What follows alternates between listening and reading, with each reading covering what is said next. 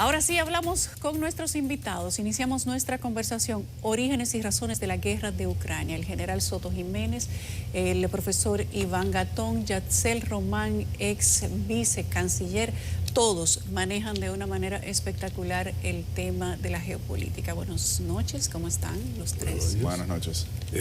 Yo diría que mostrar primero la satisfacción de esta invitación ya es un plus, como se dice, es un anglicismo estar aquí compartiendo este espacio con estas distinguidas personalidades. Y yo quiero hacer una observación interesante. Tú hablaste de balance, ya vimos el resumen. Bueno, pero yo pienso también que debemos hacer en los tres vértices temáticos que tú has dicho, no solamente es un balance de la guerra, sino un balance de lo que nosotros hemos dicho. Nosotros frente a nosotros. Y es interesante porque el geopolítico dominicano de gran importancia, Iván Gatón, inició lo que yo he llamado, de acuerdo a lo que es la definición básica de geopolítica, que es la que más me gusta a mí, que es el caso de que lo que decía Haushofer, Karl Haushofer, el alemán, el padre del pangermanismo, que él decía que la geopolítica era la conciencia geográfica del Estado. Y entonces eso nos lleva directamente aquí, más allá de las razones que tantos conocidos de la frontera imperial, de nuestra posición geográfica, todo lo demás. Porque esa falta de conciencia geopolítica del Estado han adolecido la mayoría de nuestros gobernantes, no todos, hay gobernantes que han tenido conciencia geográfica del Estado. Entonces, el trabajo de Iván, que iniciamos allá en Santiago, en Alianza Cibaeña, cuando comenzó la guerra, ha logrado, y en todas sus intervenciones, y la de nosotros todos, ha logrado, la mía más sesgada, y te voy a explicar ahora por qué, crear esa conciencia. Ya la gente habla de geopolítica, y la culpa de eso es la guerra y las intervenciones de Iván, de una manera normal. Antes era el gran tabú. El gran tabú. Los únicos, valga el sesgo, los únicos que hablaban de geopolítica aquí hace 30 años eran los guardias, porque era una materia parte del curso de comando y de Estado Mayor. Bueno, pero yo te decía que lo interesante es analizar ese contraste. En mi especificidad, por ejemplo, yo dije la importancia que tuvo Iván para mostrar los orígenes, lo que tú has dicho, los orígenes de la guerra, la comprensión del conflicto en sentido general, en sus varias vertientes, dentro de la geopolítica, en el plano económico, en el plano estratégico y en el plano también de la economía global. Pero yo decía, y es verdad lo que tú señalaste en la introducción, hasta nosotros mismos nos equivocamos con la duración de la guerra, porque comenzando por mí... No había manera de preverlo. No, sí había manera de preverlo. ¿De calcular cuánto iba a durar? Sí, por la correlación de fuerza. Eso era, visto así sencillo, al dente, eso era como si matar un mosquito de un cañonazo, en el caso de Ucrania, por la correlación de fuerza militar.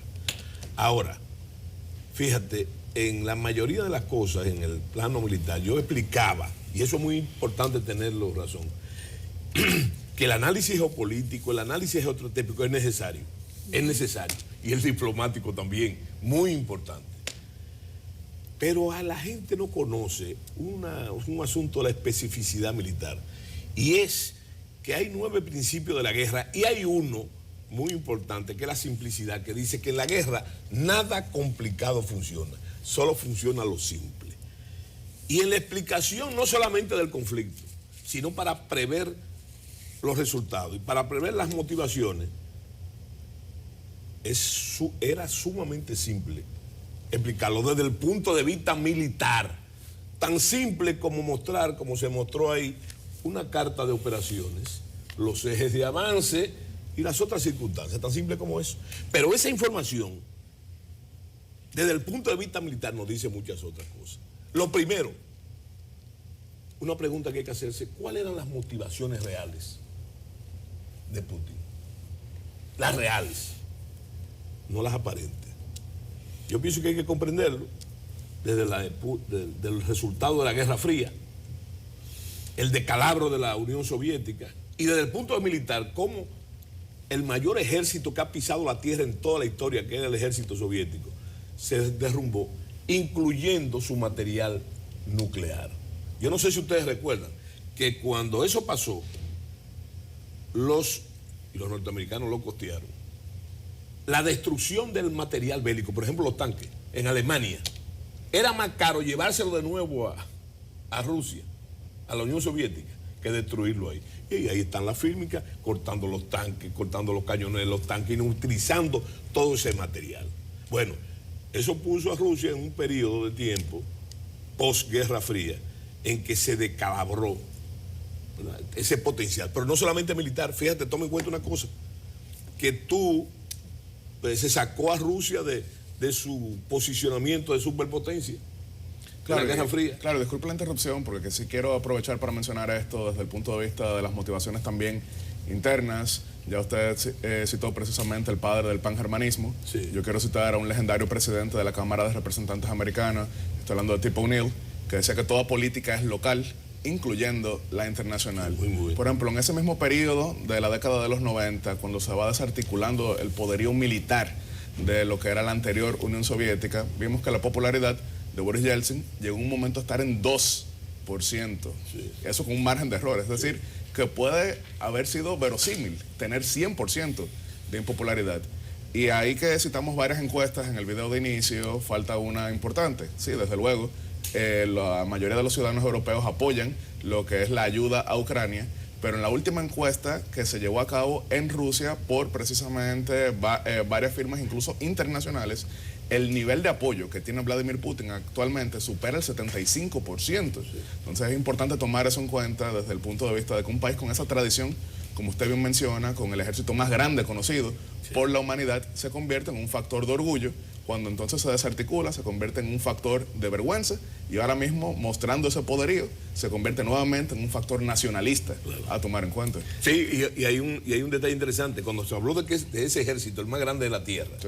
y en eso se hizo los análisis de correlación de fuerza en esta guerra, hay que tomar en cuenta que ese gigantismo militar de la Unión Soviética, con más de 195 divisiones, de las cuales más de la mitad eran de tanque, y todo el entramado de los nucleares en sus 3 niveles, intercontinentales, fuerzas de teatro y unidades tácticas y material táctico nuclear. Déjeme decirle que fue una de las causas del derrumbe de la Unión Soviética. ¿Por qué? Porque era la nación que más gastaba de su Producto Interno Bruto en defensa. Claro. Toda la economía soviética estaba al servicio de ese gigantismo militar. Pero hay Ahora, algo, sí, algo que para seguir con la Sí. línea que usted planteó de Haushofer y la perspectiva geopolítica, un problema que se da a partir de la caída de la URSS es que de un mundo bipolar vemos entonces que estamos en un mundo que comienza una hiperhegemonía de Estados Unidos, pero luego entramos a un multipolarismo donde en la concepción de Halford John Mackinder, desde la perspectiva de la isla mundo, si vemos el Heartland, ahí ¿quién tiene la incidencia? La tendría Rusia. Claro. Pero si vemos que los chinos retoman ese proyecto para el comercio, para la incidencia a través de la economía y la financiarización del mundo, ¿quién es la retaguardia de China después del gran proyecto que se lanzó en Kazajstán? Que fue ahí donde Xi Jinping lo dio a conocer en el 2014, que es la franja y la ruta de la seda. La retaguardia de China vendría a ser Rusia, y Ucrania vendría a ser la piedra de toque, como planteaba Brzezinski en el gran tablero, para que Rusia no sea europea. Claro. Para que Rusia entonces, si vemos la perspectiva geopolítica, ¿para qué es necesaria la Organización del Tratado del Atlántico Norte, creada en el marco de la Guerra Fría, si el Pacto de Varsovia no existe y el gran aliado de Estados Unidos, que es invitado a Martha's Vineyard por George Bush cuando comienza la época del terrorismo, es Vladimir Putin? Que quien estaba en la conferencia que se celebró este fin de semana, la de Múnich, como uno de los oradores, era Vladimirovich Putin. Pero si vamos a entrar en un nuevo esquema que ahora el informe de seguridad de Estados Unidos lo que indica es que la amenaza para la hegemonía de Estados Unidos es la alianza ruso-china. ¿Y quién planteaba eso ya en los años 70? Lo planteaba Kissinger. Es decir, que nada de esto, señores, es nuevo. Es un asunto que se ha estado barajando ya en los pensadores geopolíticos. Pero hay un problema que el general planteaba y que con esa forma tan elegante que tiene de hablar, lo que nos quiso decir en buen dominicano es que aquí pensamos que el río Sama es el río Potomac. Entonces, ese Ubicatex de 500 miligramos para tener en el presupuesto el petróleo, el barril, a $64 y que después le sube a 120, ¿qué le pasa a un gobierno? Esa falta de visión, de no tomar en cuenta que aunque usted tenga canales de riego y tenga tierras fértiles, pero no hay potasa, no hay nitrato, entonces ¿cómo usted va a tener fertilizantes? O la visita de Wang Yi ahora a Putin no tiene unas implicaciones en el ámbito alimenticio de si la India, China y Rusia se unen, ¿dónde va a haber potasa? Y no va a haber una crisis alimentaria. Todos esos elementos son los que hemos tratado de divulgar. ¿Por qué? Porque no conocer esto nos lleva a tomar malas decisiones. Claro. Que es la falta de conciencia geográfica del Estado. Claro. Y yo quería decirte una cosa para terminar la idea en el plano militar, de lo que denuncia, lo que ha denunciado esta guerra. Y yo creo que nosotros no nos equivocamos, porque todo el mundo pensaba en la ansiedad global, de que esto iba a degenerar en la generalización de la guerra. Yo siempre dije que no iba a pasar eso. Y también afirmé que no existía, más allá de los efectos disuasivos que ha usado Putin y que también ha usado Occidente, el peligro de una guerra nuclear. Siempre ha habido el peligro nuclear, pero yo creo que lo que se llama el genio se ha mantenido dentro de la botella. Vamos a ver las razones en unos minutos, general. Sí. Quiero que usted concluya su idea. Sí, bueno. Escuchando las palabras de Vladimir Putin estos días recientes y las palabras del presidente Joe Biden, la evaluación que le ha dado Putin a la intervención a Ucrania y cómo la ha justificado un año después a propósito de las razones que usted ha esbozado. Vamos a ver lo que dijo Putin esta misma semana y vamos a ver lo que dijo el presidente Joe Biden. Mientras tanto, y ustedes lo saben bien, nosotros hicimos todo lo posible, realmente todo lo posible para resolver este problema pacíficamente. Llevábamos negociaciones para resolver el conflicto, pero tras nuestra espalda los líderes occidentales hablaban de paz en el Donbass, pero como vemos fue una mentira cruel y ellos simplemente ganaban tiempo y cerraban los ojos ante las matanzas del régimen de Kiev, ante la liquidación de los no deseados y empujaban a los terroristas a sus acciones terroristas en el Donbass. Hace un año el mundo se aprestaba para la caída de Kiev. Yo acabo de visitar Kiev y puedo reportarles que la ciudad está fuerte, orgullosa y especialmente sigue libre. Cuando Rusia invadió, no solo se estaba poniendo a prueba Ucrania, el mundo entero enfrentaba una prueba. Europa estaba siendo puesta a prueba, Estados Unidos, la OTAN, todas las democracias estaban siendo puestas a prueba. Enfrentábamos preguntas simples pero profundas. ¿Vamos a responder o vamos a desestimar lo que sucede? ¿Seremos fuertes o débiles? ¿Estaremos unidos o divididos? Un año más tarde, sabemos la respuesta. Respondimos con fuerza y unidad, y el mundo no se ha hecho de la vista gorda. Biden dice, el mundo no se ha hecho de la vista gorda, estaremos elevados o hundidos un año después, ya sabemos la respuesta. el mundo no está arrodillado ante Putin, pero dice Putin que todo esto venía siendo planeado por Estados Unidos Sí. y que la paz en el Donbass fue una mentira, solo para ganar tiempo. Bueno, y esa es la culminación de mi idea. Pero viéndolo desde el punto de vista militar, lo que me no es especulando, lo que me dice a mí los planes de operación y el desarrollo militar de la guerra. Fue planeado. Yo creo que fue planeado básicamente por él. Por Putin. Y hay que decir la razón. Tú usaste un criollismo que voy a usarlo ahora. Señores,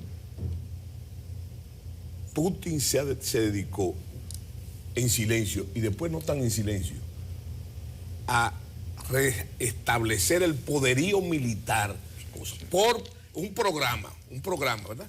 Y cuando ya se sintió con la fuerza suficiente, ¿verdad?, de poder, empezó a expandirlo para que se supiera.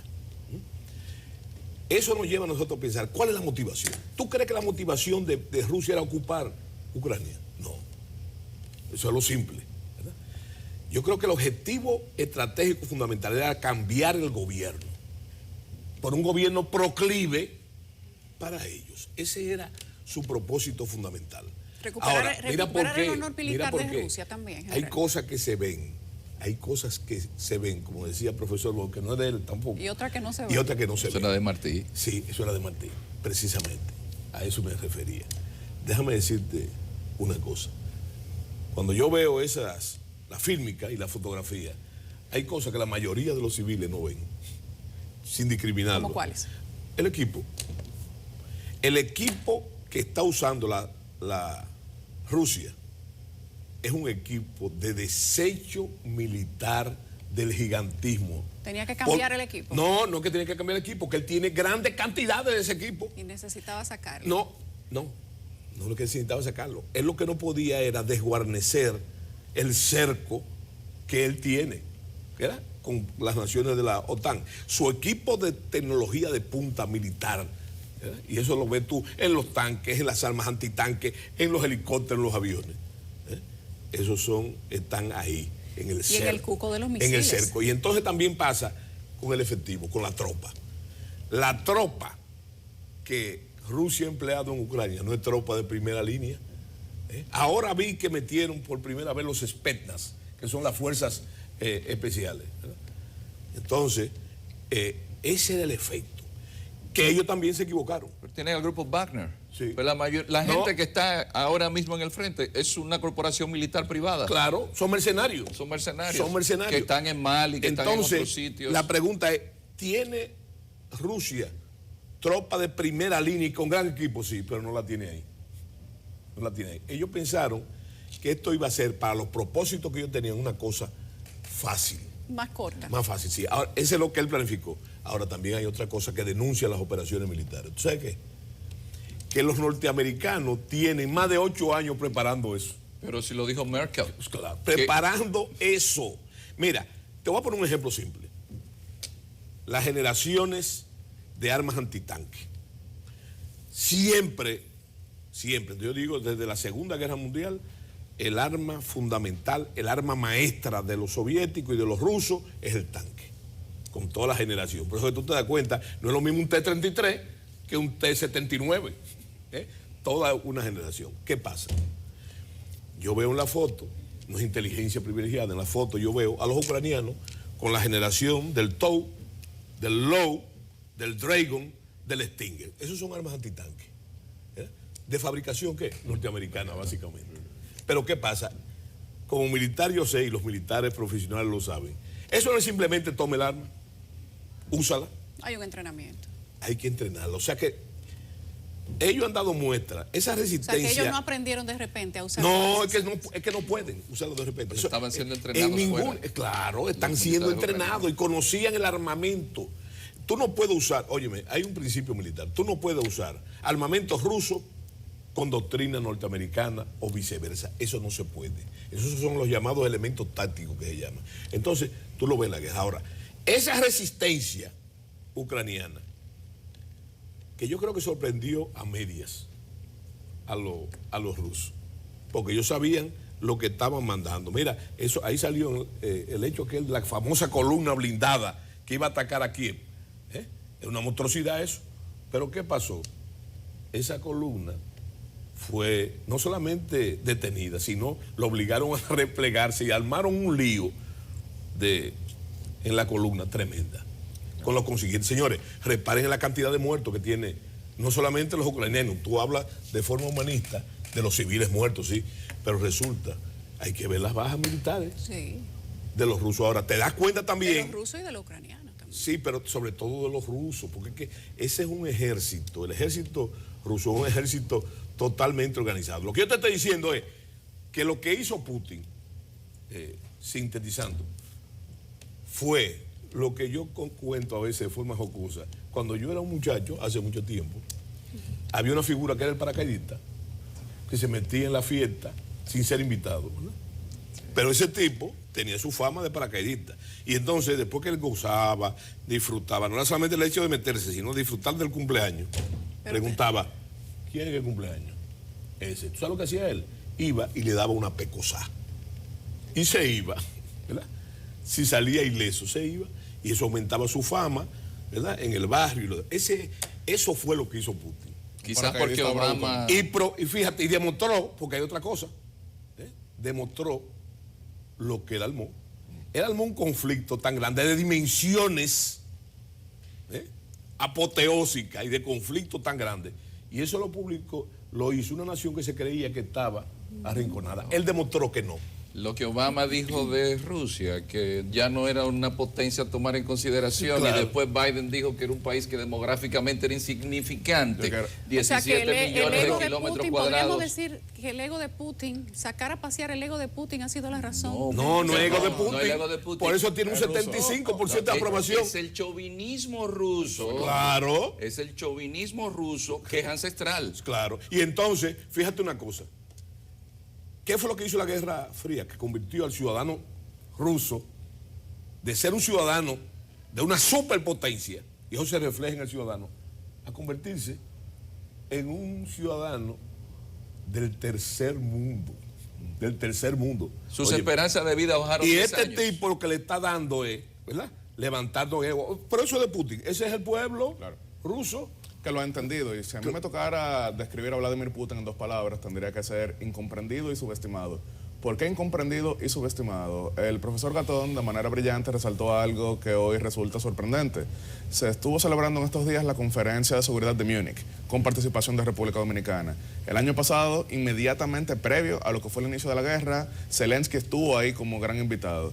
Yo fui orador en la Conferencia de Seguridad de Múnich en el año 2017, que ha sido de manera extraoficial vista durante muchos años como la conferencia anti-Kremlin. Sin embargo, Vladimir Putin había sido orador invitado, precisamente ahí en un momento. Y no solamente por Bush. Ahora mismo yo invito a la audiencia a que busquen la transcripción de la llamada telefónica que tuvieron Bill Clinton y Tony Blair al momento que resultó electo Vladimir Putin en su momento. Ellos dicen que bueno, estamos sumando a uno más de los nuestros en gobiernos. Entonces, incomprendido. El profesor Gatón también mencionó el debate presidencial del año 2012 entre Mitt Romney, hoy senador republicano, y el presidente Barack Obama. Mitt Romney, de manera muy responsable, dice que una de las grandes amenazas geopolíticas que tiene el mundo en ese momento es Rusia. Y de manera burlona, el presidente Barack Obama dice, los años 80 te están llamando y dicen que quieren que les devuelva sus propuestas geopolíticas, ironizando de que estaba desfasado. Sin saber que estaba echando fuego en algo que ya estaba encendido. Pero nosotros tenemos que hacer una pausa. Va a ser muy breve. Al regreso, quiero que concluyas la idea, Yatsel, y que nos hables de las consecuencias económicas de estos 365 días para el mundo. Y el profesor Gatón y el general Soto, que nos digan qué ha significado la guerra fuera de la frontera rusa-Ucrania para los países de este mundo. De modo militar, ¿hay una enseñanza o no hay una enseñanza militar para los países? Y la consecuencia geopolítica y sociopolítica de la guerra de Ucrania para el profesor Gatón. Ya venimos.